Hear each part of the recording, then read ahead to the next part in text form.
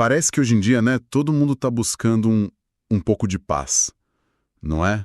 A gente vive numa correria e a ansiedade, assim, virou quase um ruído de fundo na vida de muita gente. Totalmente. E tem todo tipo de solução aparecendo, né? Meditação, terapia. Sim, tudo muito válido, mas hoje a gente vai fazer algo um pouco diferente. Vamos dar um passo para trás, sabe?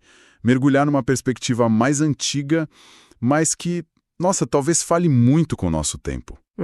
Vamos explorar as ideias do arcebispo Fulton J. Sheen a partir de um dos livros mais famosos dele, Angústia e Paz. A nossa missão aqui é entender o diagnóstico que ele faz do homem moderno e por que, segundo ele, essa paz que a gente tanto busca parece tão distante. E o que é fascinante na abordagem do Sheen, assim, é que mesmo escrevendo lá nos anos 50, parece que ele está falando de hoje. Ele não ignora a psicologia, muito pelo contrário. Ele cita Jung, Adler, justamente pelo que chama de as desilusões invisíveis, os complexos e ansiedades. É aí que começa a busca, para ele. Ok, então. Bora destrinchar isso. Se o ponto de partida é essa bagunça interna, qual é o problema central que ele aponta? O livro abre falando muito de frustração. Exato. A frustração, para ele, é o grande sintoma. Ele argumenta que, ao deixar Deus de lado, o homem moderno perdeu a dimensão vertical da vida. É como se a gente vivesse num mapa que antes tinha céu, terra e inferno e, de repente, esse mapa foi achatado. Nossa, que imagem forte. E o que sobra? Só o plano horizontal.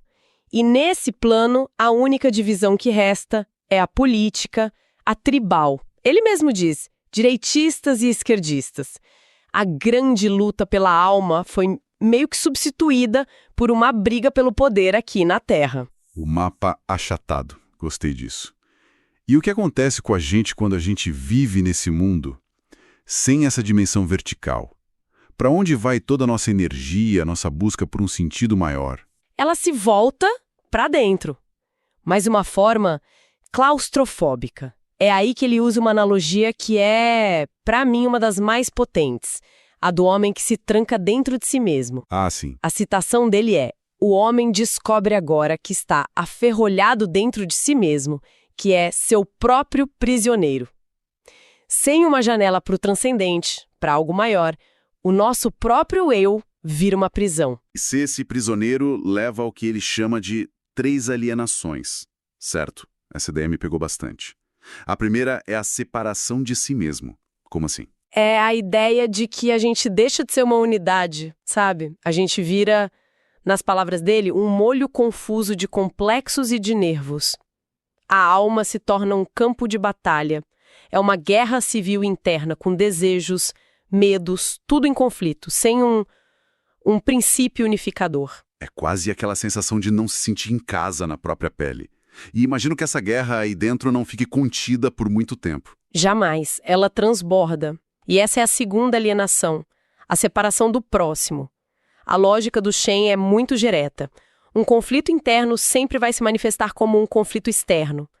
Quem está em guerra consigo mesmo projeta essa guerra para fora. O ódio de si mesmo vira Ódio ao próximo. Ou competição, desconfiança. Ele tem um exemplo brilhante para isso que diferencia o material do espiritual. Qual é? Ele diz que a matéria divide, o espírito une. Se você tem uma maçã para dividir entre 4 pessoas, vai ter sempre uma divisão, uma disputa sobre quem fica com um pedaço maior, né? Claro. A maçã se esgota. Agora, se 4 pessoas aprendem a mesma verdade ou a mesma oração, o fato de uma saber não tira nada da outra. Pelo contrário, aquela verdade compartilhada se torna a base da união delas. O mundo achatado, puramente material, é o mundo da maçã dividida. E a terceira alienação seria a raiz de tudo. A causa das outras duas. A separação de Deus. Exatamente. Ele usa aquela passagem do homem de Gerasa, que vivia possuído entre os túmulos, sabe? Quando Jesus chega perto, o homem grita: "Que tens tu comigo? Não me atormentes." Para Sheen, esse é o grito da alma moderna. Nossa. A simples presença do sagrado, da ordem, é vista como um tormento, porque ela ela expõe a nossa própria desordem. É a recusa em ter um ponto de referência fora de si. E sem esse ponto, a gente se fragmenta por dentro e briga com os outros por fora. Entendi. Então, temos essa pessoa trancada em si, fragmentada, em conflito. Mas como isso vira aquela ansiedade do dia a dia? Aquele aperto no peito? Shin faz essa ponte? Faz. E é uma ponte bem profunda. Para ele, a ansiedade moderna não é só um problema psicológico. É um problema, e ele usa essa palavra, metafísico. Opa, peraí. Metafísico. O que ele quer dizer com isso? É um termo que pode assustar um pouco, né? É verdade, mas de forma simples. Por metafísico, ele quer dizer que a raiz do problema não está só na nossa mente, mas na nossa própria constituição como seres, na tensão entre o que a gente é finito, limitado, e aquilo que a gente deseja lá no fundo, que é o infinito. Somos, sei lá, como alpinistas feitos para escalar, para olhar para o cume, mas ao mesmo tempo a gente sente a gravidade da nossa finitude puxando para baixo. A ansiedade nasce daí. E essa tensão piora muito quando a gente se afasta de Deus, certo? Exponencialmente. A frase dele é categórica. A ansiedade aumenta na razão direta e na proporção em que o homem se afasta de Deus. Porque, ao se afastar da única fonte do infinito, a gente tenta preencher esse vazio com coisas finitas. Sucesso, prazer, poder. E nada disso preenche. Nunca. O resultado é essa ansiedade crônica, a sensação de que está sempre faltando alguma coisa. E é aqui que o negócio fica bom mesmo. Ele faz uma distinção entre um medo, que ele chama de temor, e essa ansiedade, que ele chama de pavor. Eu sempre achei que era meio que a mesma coisa. Qual a diferença para ele? É uma distinção chave, fundamental. O medo, ou temor, é uma reação a um perigo concreto. Se um leão entra aqui na sala, a gente sente medo. Mas esse medo, diz Tyndall, sempre tem um elemento de esperança. A gente pode lutar, fugir, tem uma saída. Ok, faz sentido. A ansiedade moderna, o pavor, é diferente. Ela é difusa, vaga. É um medo sem objeto. É a sensação de precariedade, de estar à beira de um abismo, do nada. E essa sensação vem da percepção, mesmo que inconsciente, de que o nosso ser, sem um alicerce em Deus, não tem fundamento. E isso se conecta com aquela tentação antiga de ser como Deus, né?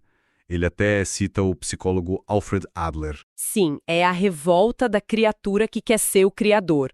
O ser finito querendo ser a fonte da sua própria existência. É uma tarefa impossível, que gera uma tensão psicológica insuportável. É tentar se puxar pelos próprios cabelos para não se afogar. A raiz do problema psicológico, para ele, é essa rebelião metafísica. Ok, o diagnóstico é pesado. Então, qual é a reação comum a esse mal-estar? A gente percebe o problema e busca a solução certa. Shin parece dizer que não, que a gente costuma cair numa armadilha. Exatamente. A falsa solução mais comum é a negação da culpa. E para ilustrar, ele cria uma parábola moderna, genial, contrastando o que ele chama de fariseu moderno com o publicano. O fariseu moderno seria a gente fina e o publicano a gente sórdida, nas palavras dele, né? Isso. O fariseu moderno, diz Chen, é aquele que entra no templo da própria consciência e reza assim: Eu vos dou graças, ó destino, porque não sou como os outros. Não sou um pecador, posso ter um complexo de Édipo, uma libido reprimida, mas pecados, isso não tenho. Ele joga a culpa na psicologia, então. Exato, ele psicologiza a culpa, transforma num problema técnico, remove a responsabilidade moral. Enquanto isso, o publicano, agente sórdida, nem levanta os olhos. Só bate no peito e diz: Ó Deus, tende misericórdia de mim que sou um pecador. Mas essa crítica ao fariseu moderno é dura. Não tem um risco aí de invalidar a busca legítima por ajuda psicológica, tratando tudo como pecado? Ótima pergunta. E é um ponto delicado. Shin não era contra a psicologia de jeito nenhum. A crítica dele é direcionada à substituição da responsabilidade moral pela psicologia. É quando a gente usa um diagnóstico para dizer a culpa não é minha, é do meu trauma, eliminando a nossa agência.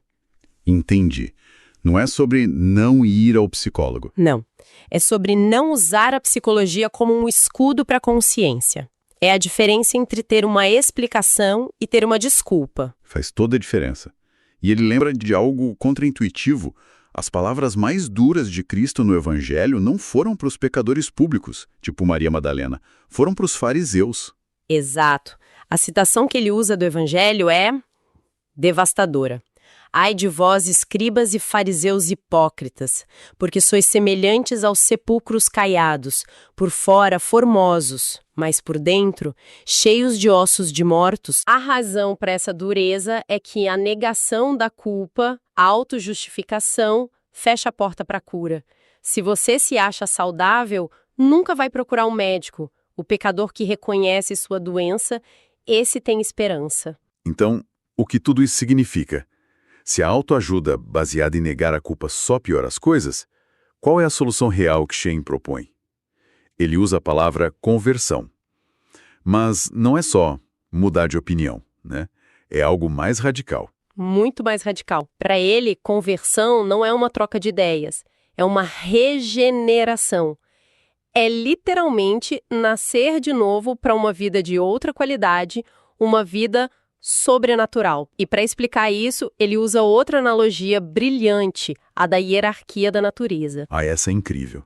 É contraintuitiva. A gente pensa em evoluir como subir sozinho, mas ele inverte a lógica. Exatamente. Ele diz que para uma ordem inferior ser elevada a uma superior, duas coisas precisam acontecer.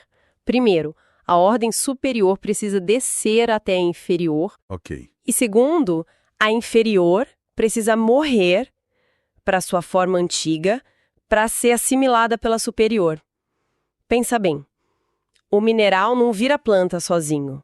A planta precisa descer suas raízes, absorver o mineral e o mineral morre como mineral para viver uma vida mais alta como planta. Sei.